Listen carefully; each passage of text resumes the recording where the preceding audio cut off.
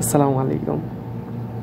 বাংলাদেশে যারা আছেন বর্তমানে, তারা অনেকেই মনে করেন যারা বিভিন্ন দেশের বাইরে আছেন প্রবাসী, তারা হয়তো 4 লক্ষ কিংবা 5 লক্ষ টাকা খরচ করে বিভিন্ন রাষ্ট্রে যাচ্ছেন, সৌদি আরব, মালয়েশিয়া, আরব আমিরাত, অন্যান্য দেশে যাওয়ার পরে হয়তো 4 লাখ 5 লক্ষ টাকা খরচ করে যাওয়ার পরেই হয়তো তারা ওইখানে যায়, থাকে, খায়। মাস শেষে 50,000, 40,000, 30,000, 1 লক্ষ, 1.5 লক্ষ, 2 লক্ষ টাকা ইনকাম করে। মানে শুধু বিদেশ কিংবা প্রবাসী হলেই ইনকাম।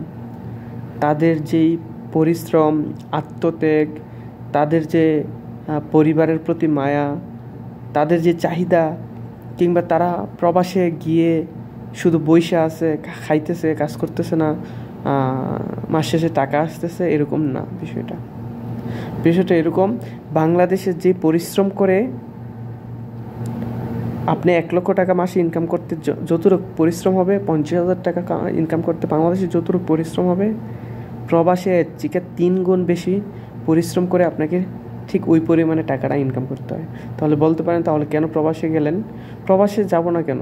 বাংলাদেশের কয়টা কর্মক্ষেত্র আছে, আমি যে কাজ করবো, আমার তো কাজের কোনো জায়গাই নেই যে আমি এই কাজটা করব। তো বিষয়টা হচ্ছে এরকম, যারা দেশে আছেন এরকম কোনো চিন্তা ভাবনা করবেন না যে যারা প্রবাসী তারা সুখে আছে, ভালো আছে।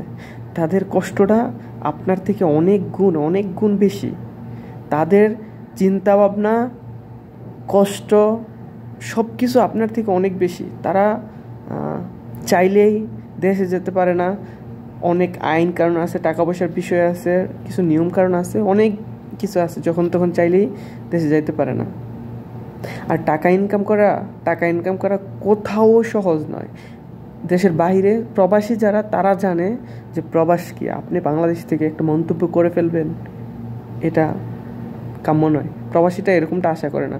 প্রবাসীরা চায় তাদেরকে সম্মান করা হোক। প্রবাসী যোদ্ধা, রেমিটেন্স যোদ্ধা, এটা শুধু মুখে না বলে কার্যকলাপে দেখানো উচিত আমাদেরকে।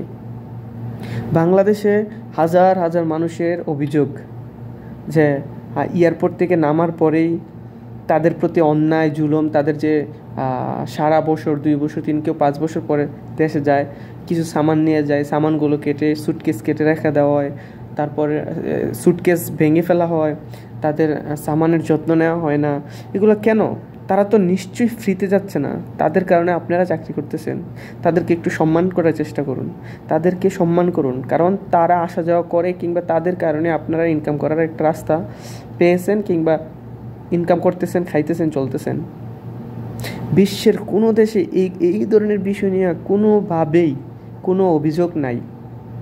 বাংলাদেশের এয়ারপোর্ট নিয়ে বাংলাদেশের মানুষ যে কোনো জায়গায় আইন কানুন একটা সমস্যায় ভুগলে, প্রবাসীরা কোনো একটা সাহায্য সহযোগিতার জন্য গেলে রেডি থাকে সহযোগিতা করার জন্য। বিনিময় অর্থ।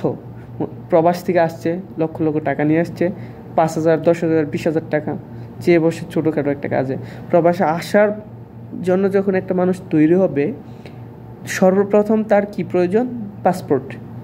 পাসপোর্ট তো নর্মালি কেউ চাইলে করতেই পারে না। 20,000 টাকা দিতে হয় কন্ট্রাক্ট। পাসপোর্টের কন্ট্রাক্ট 20,000 টাকা দিতে হয়, 15,000 টাকা দিতে হয়। তারপর কি করতে হয়? পুলিশ ক্লিয়ারেন্স, পাসপোর্ট ক্লিয়ারেন্স, এগুলোর জন্য 10,000, 5,000, 4 থেকে যেরকম পারে নেওয়া শুরু করে পুলিশ। তারপরে কি করে? মেডিকেল, কোনো একটা সমস্যা থাক আর না থাক আনফিট দিয়ে দিবে। যদি 50,000 টাকা, 1 লক্ষ টাকা কন্ট্যাক্ট করে, একই রিপোর্ট একই ভালো আসবে। যদি 50,000, 1 লক্ষ টাকা দেয়, তাহলে ওই লোকটা থেকে আপনি বৈধ পথে ইনকামটা কীভাবে দেখবেন? ওই লোকটা তো চাবে 10 টাকা বেশি ইনকাম করতে, যেভাবে পারবে ওইভাবে। ব্যাংকে রেট যদি হয় 1 লক্ষ টাকা পাঠাইতে, ব্যাংকে যদি 1 লক্ষ টাকা পাঠাতে হয়, তখন যদি ফোন দিতে পাঠায় 1,10,000 টাকা পেলে অবশ্যই সে ওই রাস্তায় যাবে। তখন আপনার রিকোয়েস্ট, অনুরোধ মানবে না। কেন মানবে? আপনি তো তার থেকে, যখন আপনি পাসপোর্ট করতে গেছে, আপনি তখন ঘুষ খাইছেন, পুলিশ ক্লিয়ারেন্স ঘুষ, থানা থেকে যে পাসপোর্ট ক্লিয়ারেন্স ঘুষ, মেডিকেলে ঘুষ, তারপর প্রত্যেকটা ক্ষেত্রে ইউনিয়ন চেয়ারম্যানের প্রত্যয়নপত্র, যে কোনো কার্যকলাপে গেছে আপনি তাদের থেকে অর্থ আত্মসাৎ করছেন, তার থেকে আপনি টাকা খাইছেন, ঘুষ খাইছেন। তো ওই মানুষটা কি চাবে? ওই মানুষটা তো চাবে যে 10 টাকা কীভাবে আমার বেশি আসে।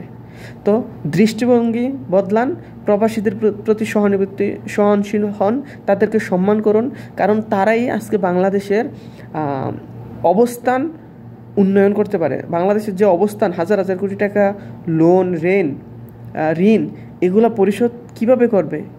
প্রবাসীরাই করতে হবে। প্রবাসীদের অর্থই এই ঋণ পরিশোধ হবে। সো তাদেরকে অবশ্যই সম্মান করেন, তাহলে ভালো কিছু হবে।